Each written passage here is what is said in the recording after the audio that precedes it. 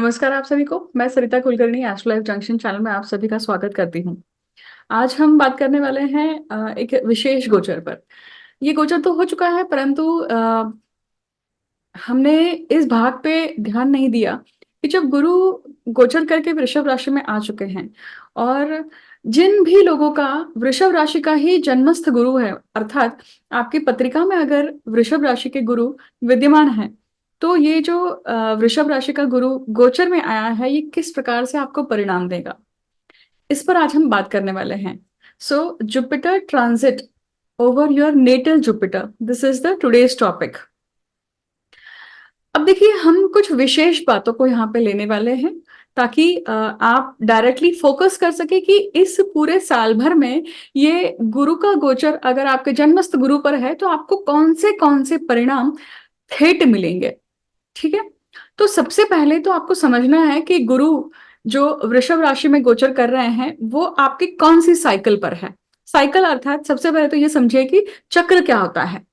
अब काल पुरुष कुंडली में द्वितीय स्थान पे पड़ने वाली राशि है। ठीक है, गुरु प्रत्येक चक्र को पूर्ण करने के लिए 12 साल लगभग लेते हैं। चक्र अर्थात 12 राशियां। जब हम पृथ्वी पे खड़े होते हैं और भा चक्र को मतलब आकाश को देखते हैं तो हम देखते हैं कि हमें आधा गोलाकार दृश्य नजर आता है। और जितनी भी राशियां हैं, मतलब जितनी भी पेरिफेरी है, एक सर्कल है, उसे हमने 12 भागों में डिवाइड करा है। तो 360 डिवाइडेड बाय 12, तो प्रत्येक राशि को 30 डिग्री मिलती है। और उस 30 डिग्री को कंप्लीट करने के लिए, प्रत्येक 30 डिग्री को कंप्लीट करने के लिए गुरु को 1 साल लगता है। अर्थात हर राशि में वो 1 साल रहते हैं। इस प्रकार से 12 साल में वो चक्र पूर्ण करते हैं। कभी कभी ये महीने आगे पीछे भी हो जाते हैं, याद रखिएगा। अब अब आप किस एज पे है वो बहुत इंपॉर्टेंट है, उसे नोट कर लीजिए, क्योंकि आपकी आयु कौन सी है। आप 12 साल के अंदर हैं, 24 साल के अंदर हैं, 36 साल के अंदर हैं, या 48 साल के अंदर हैं। इस प्रकार से ये जो चक्र है ये हमें पॉइंट आउट होता है। तो सर्वप्रथम 12 साल तक के जो बच्चे होते हैं उनका जो भाकित होता है या उनका जो जीवन होता है वो अपने माता पिता पे ही निर्धारित होता है। इसलिए 12 साल का जो चक्र होता है, पहला चक्र होता है गुरु का, वो माता पिता की छत्र छाया में, अर्थात सूर्य और चंद्र के छत्र छाया में जाता है। क्योंकि सूर्य पिता के कारक है और चंद्र जो है वो माता के कारक है। परंतु अब अगर मान लीजिए 12 से 24 साल के बीच में आपकी एज है, इसका अर्थ है कि आप गुरु के दूसरे फेरे में हैं। पहला फेरा क्या होता है, पहले फेरे में आपने सिर्फ और सिर्फ जितनी आपकी जो बौद्धिक क्षमता है उसे उसका प्रचार प्रसार या शारीरिक डेवलपमेंट का ये पूरा टाइम पीरियड होता है। 12 से 24 साल भी यही सब चीजें रहती हैं, बट इसमें बढ़ोतरी क्या होती है कि आपका फोकस फैमिली और फ्रेंड्स की तरफ और ज्यादा है। आपका विस्तार बढ़ता है, आपके कर्म का विस्तार बढ़ता है। अब 24 से 36 साल में ये तीसरा चक्र है, गुरु का तीसरा चक्र है। मतलब आपके जीवन में गुरु ऑलरेडी 2 चक्र पूर्ण कर चुके हैं। मतलब द्वितीय स्थान हो गया, प्रथम स्थान हो गया, अब तृतीय स्थान की बारी। तो तृतीय स्थान से जो भी देखे जाने वाले कारकत्व होते हैं उसी प्रकार से उसे लागू करने पड़ते हैं किस पे, जब तीसरा चक्र होता है। ये विधि है, देखिए ये विधि है कि जिस चक्र में हम चल रहे हैं वो 12 साल हमारे किस प्रकार से गुजरेंगे या हमें क्या थीम मिलने वाली है। उस थीम के अगर आप 7-8 चीजें फोकस करके समझ लें कि ये सब चीजें रहेंगी। जैसे जनरल तौर पे हम जानते हैं कि जब व्यक्ति जीवन शुरू करता है तो पहले 12 साल वो सिर्फ सीख रहा है, खाना सीख रहा है, पीना सीख रहा है, चलना सीख रहा है। शुरू के दौर पे ये सारी चीजें सिर्फ सीख रहा है। फिर 12 साल तक ये सारी चीजों में वो निपुण हो जाता है। उसके बाद में वो 12 से 24 साल तक अपने एजुकेशन पे ध्यान देता है, अपने शिक्षण पे ध्यान देता है। उसका बौद्धिक और उसका शारीरिक विकास भी होता है, हार्मोन्स भी उसके यहाँ पे डेवलप होकर वो एक युवान में रूपांतरित होता है।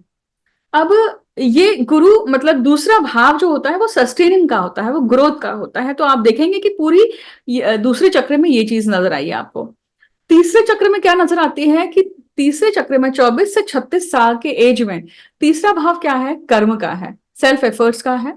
आपके जो जितने भी आप खुद होकर निर्णय लेते हैं, वो तीसरा भाव है।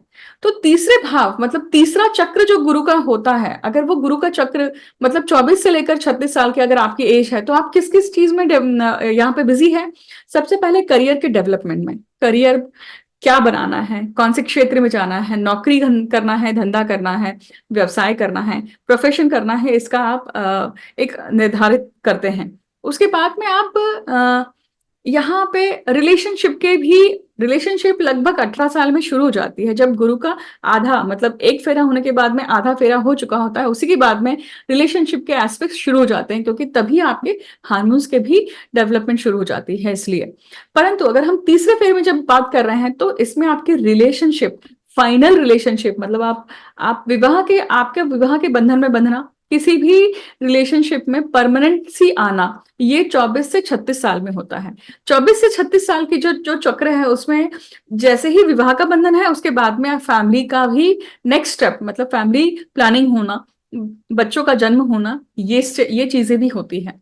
उसी के साथ साथ क्या होता है कि आपका खुद का घर होना या आपका खुद का बाहर जाना। बहुत बार 24 से 36 साल के जो एज ग्रुप होती है, उसमें गुरु बहुत बार आपको मातृभूमि से दूर लेके जाते हैं और आपका भाग्योदय भी करते हैं। और अब ये पत्रिका के चार्ट के अनुसार डिपेंड करता है। अभी हम बात कर रहे हैं वृषभ राशि के गुरु के। तो जब जिस भी चक्र में है आप, उसमें एक विशेष बात ये भी होती है कि आपका उस दिशा में पढ़ना बहुत होता है। अगर किसी का भी वृषभ राशि का गुरु है, तो वो अपनी अपनी अवस्था के अनुसार पुस्तकों का चयन करता है और उस अवस्था में, उस चक्र में उन पुस्तकों को ज्यादा पढ़ता है। वृषभ राशि वाणी के स्थान पे भी है, तो वाणी में भी डेवलपमेंट होना, आपकी वाचा में डेवलपमेंट होना, पहले 12 साल आपकी वाचा में डेवलपमेंट। अगर मान लीजिए गुरु पीड़ित है यहाँ पे, राइट, पाप कर्तरी में है, तो क्या होगा? वाणी में डेवलपमेंट की प्रॉब्लम आ सकती है, राइट। हो सकता है कि बहुत सारे बच्चे जो होते हैं वो देर से बात करते हैं, हकला के बात करते हैं, या वाणी में जो एक बात होनी चाहिए वो फ्लुएंसी नहीं आ पाती है। तो इसका भी परिणाम होता है। जैसे मान लीजिए कि शनि की दृष्टि है, मान लीजिए जैसे पाप कर्तरी मैंने कहा, मान लीजिए ये गुरु आपका चंडाल योग के साथ में है, मतलब राहु या केतु के साथ में है, तो किसी न किसी तरह की कुछ ना कुछ ऑब्स्टेकल्स आती हैं। शुभ कैसे होता है कि सब चीजें स्मूथली होती हैं।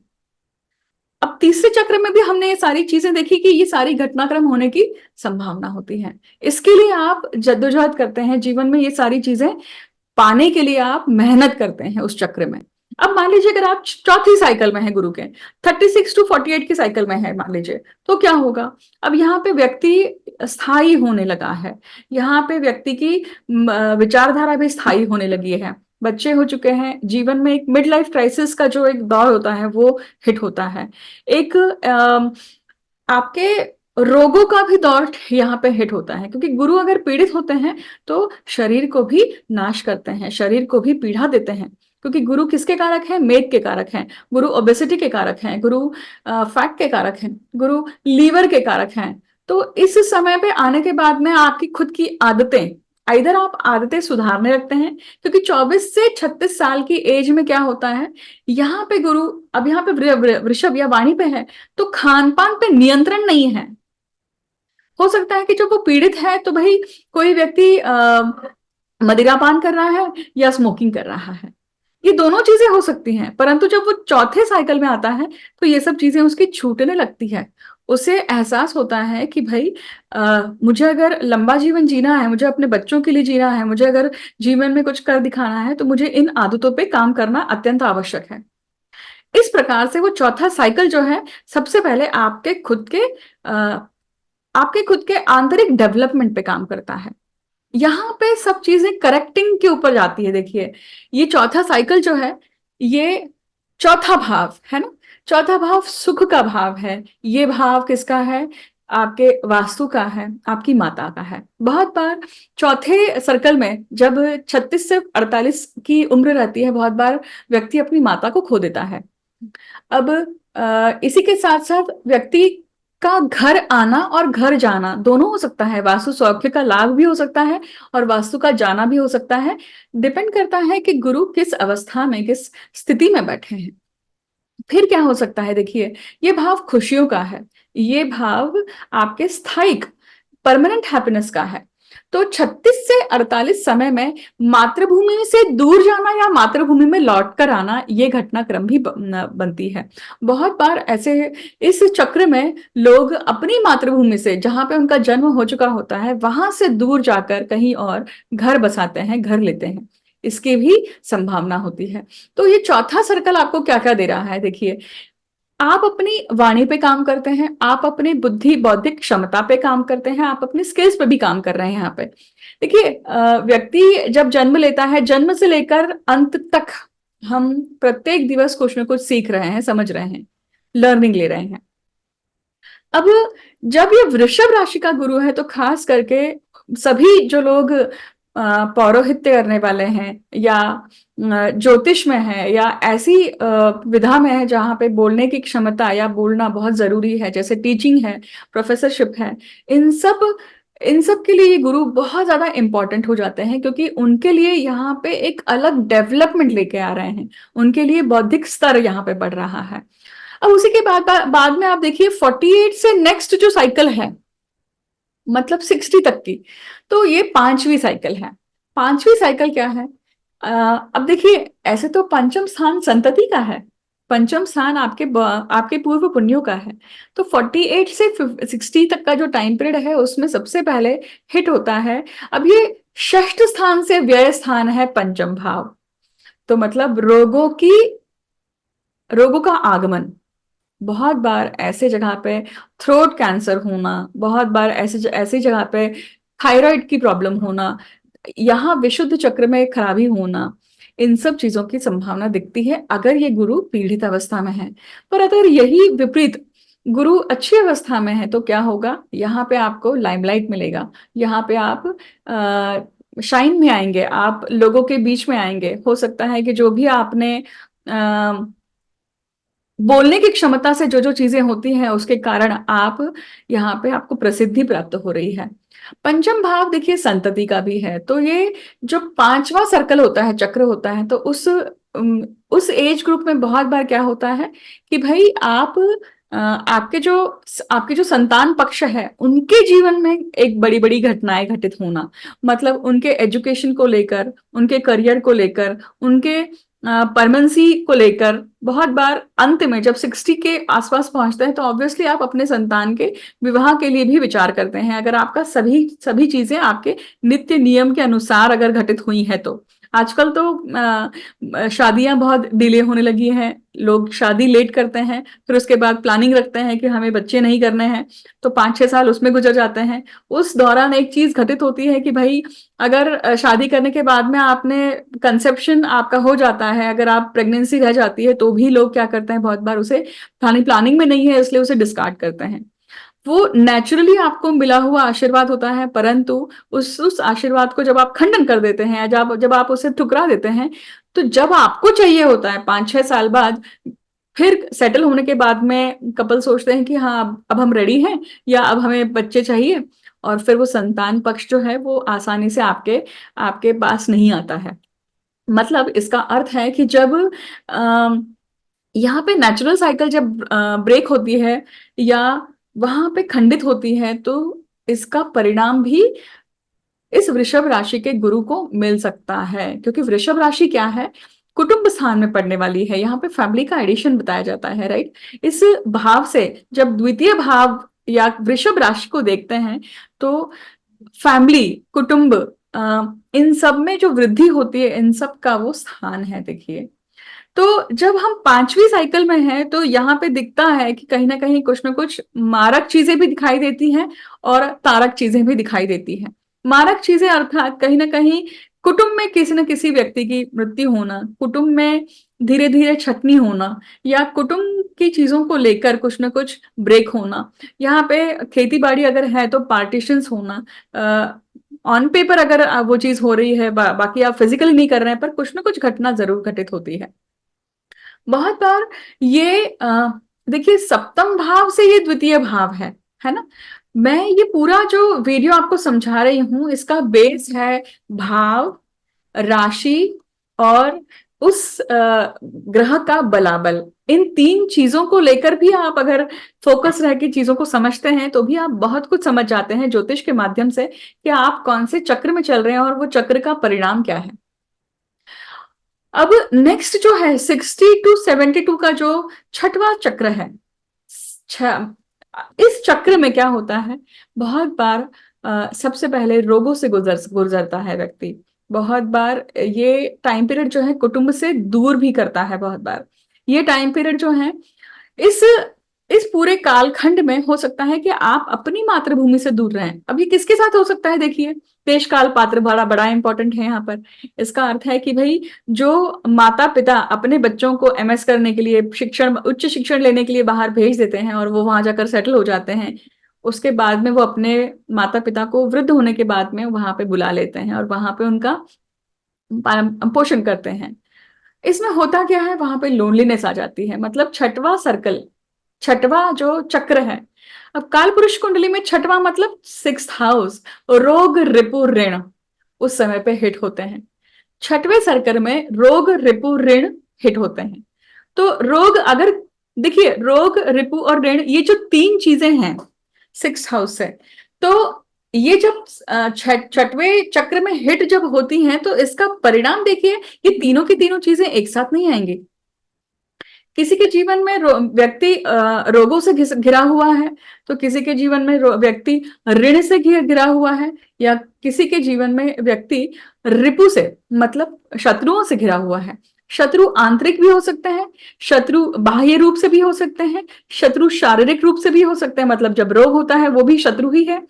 तो किसी न किसी प्रकार से आप हिट हैं, आप यहाँ पे टारगेटेड है। अब इसका परिणाम देखिएगा, जब आपके पहला, दूसरा, तीसरा, चौथा, पांचवा ये जो चक्र चल रहा था, आपका जीवन आपने कैसे बसर किया है, आपने कितने नियमों में अपने आप को रखा है, आपने कितना अपने आप को संतुलित रखा है हर चीज को। कोई चीज अतिशयोक्ति होने के बाद भी अगर आपको गलती समझ में आ जाती है और उस गलती को अगर आप सुधार लेते हैं, और चाहे वो शारीरिक स्तर पे हो, मानसिक स्तर पे हो, आर्थिक स्तर पे हो, ये सारे निर्णय अगर आप ले लेते हैं, इसमें अगर सुधारणा कर देते हैं, तो ये जो छठवें और सातवें चक्र होते हैं इसमें आपको बुरे परिणाम भुगतने के लिए नहीं मिलते हैं। हमने बहुत ये वैरायटी मतलब लार्जर लेवल पे बात करी, परंतु अभी तक हमने धन के बारे में बात नहीं करी है। कुटुंब स्थान या वृषभ राशि जो है धन की राशि, धन के स्थान पे पड़ती है। इसका अर्थ है कि जिनका गुरु वृषभ राशि पे चक्र बार बार लेकर आता है, मतलब पहला चक्र पूर्ण करता है, दूसरा चक्र पूर्ण करता है, तो उसे उसे किसी न किसी प्रकार की लक्ष्मी की प्राप्ति होती है। अब ये गुरु जो है ये अष्ट लक्ष्मी के कारक हैं। अब अष्ट लक्ष्मी, क्योंकि गुरु परमानेंट हैप्पीनेस देते हैं, शुक्र आपको टेम्पररी हैप्पीनेस देते हैं। परमानेंट हैप्पीनेस किस चीज से आती है, जब आप ऐसे निर्णय लेते हैं जो आपको लॉन्ग टर्म में हैप्पीनेस देते हैं। जैसे शादी विवाह का बंधन में बंधना एक परमानेंट हैप्पीनेस है, क्योंकि आपको कोई ना कोई ऐसा व्यक्ति मिलता है जो जिसके साथ में आप अपनी लाइफ शेयर करते हैं। पेरेंटहुड में जाना मतलब मातृत्व या पितृत्व प्राप्त करना, ये भी क्या है, परमानेंट हैप्पीनेस है। तो जब वृषभ राशि की हम बात कर रहे हैं तो उनके जीवन में ये भाव या ये सब चीजें बड़ी इंपॉर्टेंट होती हैं। फैमिली और पैसा, धन, ये जब जब ये चक्र पूर्ण होता है, मतलब पहला चक्र हुआ, दूसरा चक्र हुआ, दूसरे तीसरे चौथे चक्र में कुटुंब और धन को लेकर सबसे ज्यादा चीजें हिट होती हैं। क्या होता है, अगर ये अच्छी अवस्था में है, अच्छे प्रकार से हैं, बैठे हुए हैं, तो यहाँ पे अच्छे फल मिलते हैं। परंतु मान लीजिए अगर हम डिस्पोजिटर की थ्योरी यहाँ पे लगाते हैं, मतलब वृषभ राशि का गुरु है, वृषभ राशि का स्वामी कौन है, शुक्र है। शुक्र कहाँ बैठे हुए हैं, शुक्र कैसा बलाबल लेकर बैठे हुए हैं, उसके अनुसार भी फर्क पड़ता है कि ये गुरु जो है ये किस प्रकार से रिजल्ट दे रहे हैं। तो ऐसे अलग अलग ज्योतिष के हजारों ऐसे नियम हैं जो अगर लगाकर देखें तो आपको घटनाक्रम में परिवर्तन मिलता है, इंटेंसिटी कम ज्यादा होती हुई दिखाई देती है, याद रखिएगा। अब यही गुरु सबसे मेन बात क्या देते हैं, देखिए कि जब से गुरु बदले होंगे बहुत सारे लोगों के जीवन में, बहुत सारे लोग ना किताबें खरीदना, पढ़ना, ये सब चीजें उन्होंने शुरू कर दी होगी। खास करके पौराणिक किताबें पढ़ना, या खान पान को लेकर जो किताबें होती हैं या आर्टिकल्स होते हैं उसको पढ़ना, या माइथोलॉजी, पुराण, उपनिषद, इन सब को पढ़ना, देखिए, याद रखिएगा, गुरु ज्ञान के कारक हैं। गुरु की जो आराध्य देवी हैं, गुरु की जो अधिष्ठात्री महाविद्या है, वो कौन है? सरस्वती है, तारा है, महातारा है। अब महातारा है, इसका अर्थ है कि तारा के जितने रूप हैं, मतलब हरित तारा हो, नील तारा हो, जितने भी रूप हैं, उन उन सभी ताराओं का यहाँ पे क्या होने वाला है? आगमन होगा। अनुसार प्रत्येक व्यक्ति के कर्मानुसार, प्रत्येक व्यक्ति के प्रारब्धानुसार वो अधिष्ठात्री देवी उस व्यक्ति को कहीं ना कहीं ये देती है, आशीर्वाद देती है, या कुपित भी करती है, या आपको दंडित भी करती है। अब देखिए, गुरु जब आपके पत्रिका में सही प्रकार से नहीं है, मान लीजिए, और उस गुरु को बलाबल देना है, तो आप क्या कर सकते हैं? तो गुरु की जो अधिष्ठात्री देवी है, वो देवी तारा है, ठीक है। मतलब तारापीठ पे जाके या तारा जी की उपासना करना, तारा जी की साधना करना, तारा जी की पूजा करना, तारा मंत्र का पाठ करना, ये सब चीजें बेसिक लेवल पे आती हैं। तारा साधना पहले लेवल पे, बेसिक लेवल पे अगर आप ये सब चीजें कर रहे हैं, तो भी गुरु का बलाबल बढ़ता है। अब वही गुरु जो है, आप डायरेक्ट बृहस्पति देव की भी आराधना कर सकते हैं। यहाँ पे आप गुरु का जो बीज मंत्र है, उनका भी पठन कर सकते हैं, या आप अपने गुरु से पूछ सकते हैं। गुरु की जो गायत्री होती है, गुरु गायत्री जो है, उसे भी आप कर सकते हैं। अब जब व्यक्ति इस प्रकार से गुरु के गोचर में अपने आप अपना गुरु बलाबल लेकर जाता है, या गुरु बलाबल नहीं ले रहा है, तो उसे ठीक करने के लिए हम रत्नों की उपासना या रत्नों का भी प्रयोग कर सकते हैं। पर देखिए, रत्न जो होते हैं वो बड़े उन्हें सही रूप से, अगर सही प्रकार से यूज करना, उनको सही प्रकार, सही योग में, सही दिन में, सही होरा में, हर चीज इंपॉर्टेंट है। देखिए, मतलब अगर आप कोई, अब गुरु का रत्न है पुखराज, उसे धारण करना है, तो सबसे पहले जब आप उसे खरीद रहे हैं, तो वो कौन सा हो रहा है, मान लीजिए। फिर उसके बाद में वो जब आप अंगूठी बनाने के लिए, या आप गले में धारण करने के लिए, पेंडेंट के रूप में, किसी भी रूप में जब धारण उसे बनाने के लिए डाल रहे हैं, तो वो व्यक्ति जो बनाने वाला है, सुनार है, वो कौन सी होरे में बना रहा है, ये भी बहुत इंपॉर्टेंट है। क्योंकि उस नग को, क्योंकि आप उस नग को या उस रत्न को बांधने वाले हैं, बंदिष्ट करने वाले हैं। जब आप बंदिष्ट करने वाले हैं, क्योंकि हर किसी भी ग्रह की ऊर्जा को बंदिष्ट करना इतना आसान नहीं है। जब आप बंदिष्ट करते हैं, तो वो कौन सा हो रहा है, बहुत इंपॉर्टेंट है ये चीज। परंतु ये इस चीज पे लोग ध्यान नहीं देते हैं। उसके बाद में आप देखिए कि ये जब अंगूठी बन के आती है, तो आप कब लेने जा रहे हैं? शाम को लेने जा रहे हैं, गोधूली बेला में लेने जा रहे हैं, कौन से हो रहा है आपने उसे कलेक्ट किया है, मतलब आपका स्पर्श उसे कब होने वाला है, सबसे पहला। उसके बाद में आप जब लेकर आते हैं, किस दिन पहनना है, किस दिन किस होरे में पहनना है। अच्छा, उसे पहनने के पहले क्या क्या चीजें करनी चाहिए, किस तरह का रत्न धारण करना आवश्यक है। रत्न सिर्फ पुखराज धारण करना है, कि उसके आसपास कोई और रत्न जड़ित होना चाहिए। अब देखिए, पुखराज जो है, ये गुरु का रत्न है। गुरु की दो राशियां हैं, धनु राशि और मीन राशि। अब हम यहाँ पे एक और चीज समझने वाले हैं कि रत्नों का जब प्रयोग करना है, तो हम उसे कैसे कॉम्बिनेशन में, परम्यूटेशन में यूज कर सकते हैं। गुरु उच्च होते हैं कर्क राशि में। कर्क राशि का स्वामी है चंद्र, और कर्क राशि, चंद्र का जो रत्न है मोती। अर्थात अगर आप मोती और पुखराज की युक्ति से अगर इस रत्न को धारण करते हैं, तो क्या होता है, आपकी पत्रिका में गज केसरी योग निर्माण हो रहा है ना।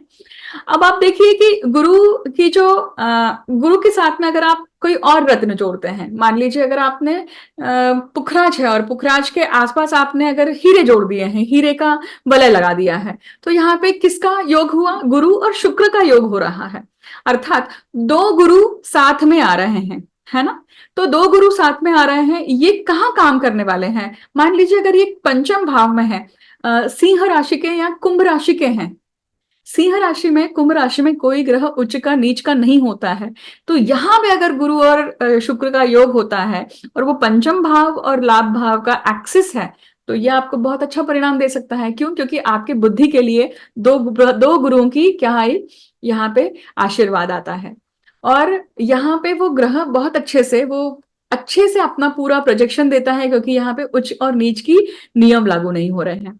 वही मान लीजिए उस गुरु के साथ में आपने पन्ना जोड़ दिया, मतलब पांचों जोड़ दिया, या क्योंकि गुरु और बुध जो है, अगर इस योग को देखें तो ये क्या होता है, ये ज्ञान के लिए, इंफॉर्मेशन के लिए, आपके आपके शरीर में सभी प्रकार की जो नसें हैं, और नसों पर उसके ऊपर जो स्किन का लेवल बनते जाता है, जो फैट का लेवल बनते जाता है, उसे नियंत्रित रखने के लिए, या आपके संवहन शक्ति को नियंत्रित रखने के लिए, आपके वाणी को नियंत्रित रखने के लिए, आपके इंफॉर्मेशन, आपके ज्ञान को नियंत्रित रखने के लिए ये कॉम्बिनेशन बहुत अच्छा काम कर सकता है। देखिए, उसी प्रकार से मान लीजिए अगर गुरु के साथ में आप मंगल, मतलब मूंगा मूंगा अगर पहनते हैं, अब देखिए गुरु और मंगल ये जो जोड़ी है, ये कहाँ पे सबसे ज्यादा काम करती है? स्पोर्ट्स के क्षेत्र में बहुत अच्छा काम करती है ये फाइनेंस के क्षेत्र में बहुत अच्छा काम करती है। बहुत सारे ऐसे लोग जो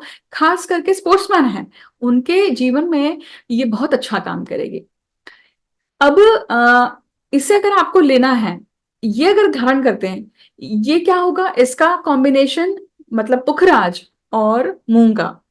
अब ये अलग अलग पद्धति से धारण किया जाता है। देखिए, क्योंकि मूंगा जो है, मूंगा अगर ये पत्रिका में मंगल आपके कहाँ बैठे हुए हैं, उसके अनुसार उसका शेप डिसाइड होता है, उसके अनुसार उसकी रत्ती भी डिसाइड होती है।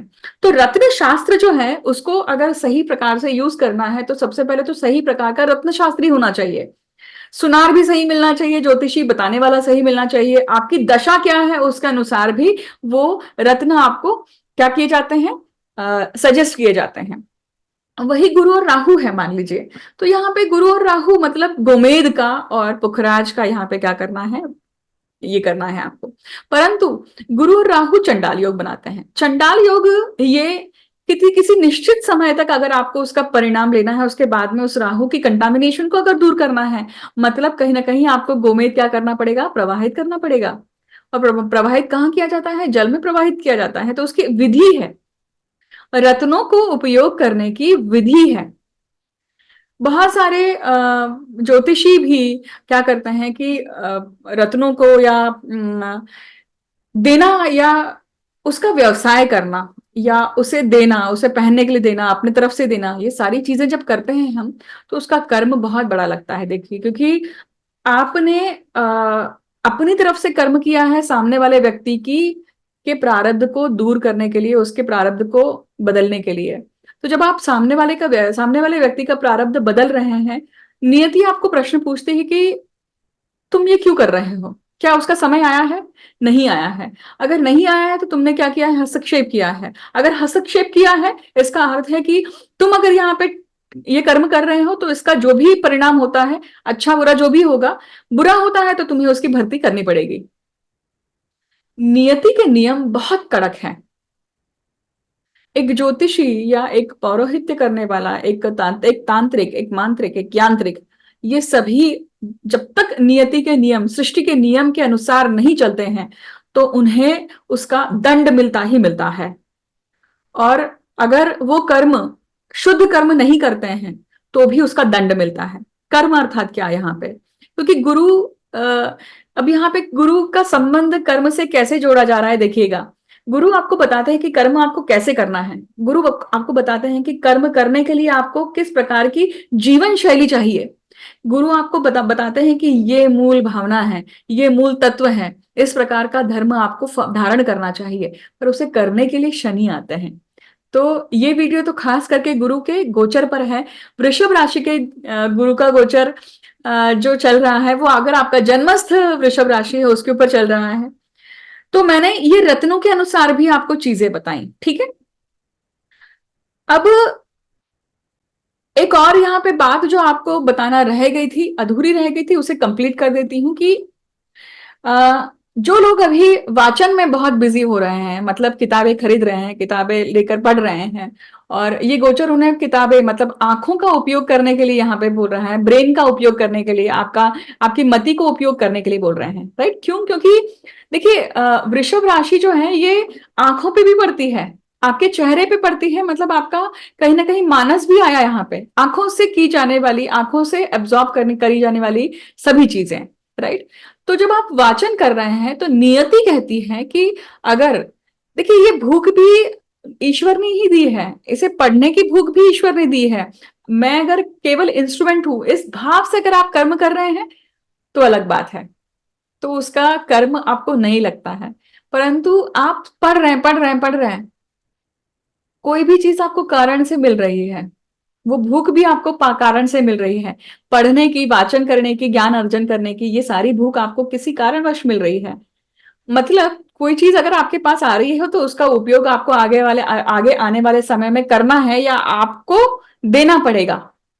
अगर आपने उस देने में कोताही करी, आपने वो इंफॉर्मेशन शेयर नहीं करी, आपने अपने पास अधूरा रखा, जैसे ज्योतिषी का एग्जांपल ले लेते हैं चलिए, या फिर टीचर का एग्जांपल ले लेते हैं, कि अगर उसने इतना ज्ञानार्जन कर लिया, पढ़ाई करी, कोई किताब आई, अब मान लीजिए कि वो किताब आने के बाद में आपने जो भी कुछ रीड किया है, और कुछ ही समय के बाद में ऐसी घटनाक्रम होती है जहां पे वो इंफॉर्मेशन आपको शेयर करनी है, बट अगर आपने सही तरीके से वो इंफॉर्मेशन शेयर नहीं करी, सही तरीके से पास ऑन नहीं करी, तो क्या होगा, आपका यहाँ पे कर्म चूकता है।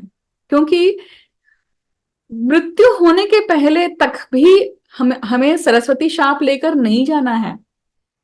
जो भी इंफॉर्मेशन, जो भी ज्ञान आपने अर्जित किया है, वो देना, समाज को पुनः लौटाना बहुत जरूरी है। तो ये जो वृषभ राशि का गोचर है, ये सबसे बड़ी सीख आपको ये साल भर पूरा देगा, क्योंकि आप वाचन में बिजी होने वाले हैं, आप पढ़ने वाले हैं अलग अलग किताबों को, ज्योतिष की किताबों को, अकल की किताबों को, पुराणों को, माइथोलॉजी को, इन सब चीजों को, तंत्र मंत्र विद्या, इन सब चीजों को पढ़ने वाले हैं। इन सब चीजों में रुचि बढ़ सकती है आपके। ऐसा भी हो सकता है कि भाई कोई और क्षेत्र की डीप किताबें हो सकती हैं, उससे भी संबंधित विषय हो सकते हैं, परंतु वो नॉलेज आप एकत्रित क्यों कर रहे हैं, ये आपको अपने आप को जवाब देना है। उस नॉलेज का आप क्या प्रयोग करने वाले हैं, उसका भी आपको जवाब देना है। तो कितना पढ़ना है, क्यों पढ़ना है, इन सब की रीजनिंग आपके पास होनी चाहिए, राइट। अब मैं यहीं पे इस जन्मस्थ गोचर का, जन्मस्थ गुरु के गोचर का मैं यहीं पे विराम देती हूँ। आई होप ये इन्फॉर्मेशन आप सभी के लिए बहुत यूजफुल रहेगी, अच्छी लगती है, इन्फॉर्मेशन पसंद आती है तो जरूर लाइक, शेयर और सब्सक्राइब कीजिए। कुछ चीजें नहीं समझ में आती तो आप जरूर वीडियो के कमेंट सेक्शन में मुझे पूछ सकते हैं, मैं प्रयत्न करूंगी कि आपके प्रश्नों के जवाब दे पाऊं। और ये गुरु का गोचर, वृषभ राशि का गोचर आप सभी के लिए शुभप्रद हो, इसकी मैं कामना करती हूँ, और यहीं पे अपने वीडियो को विराम देती हूँ। मुझे अंत तक सुनने के लिए बहुत बहुत धन्यवाद। Thank you so much.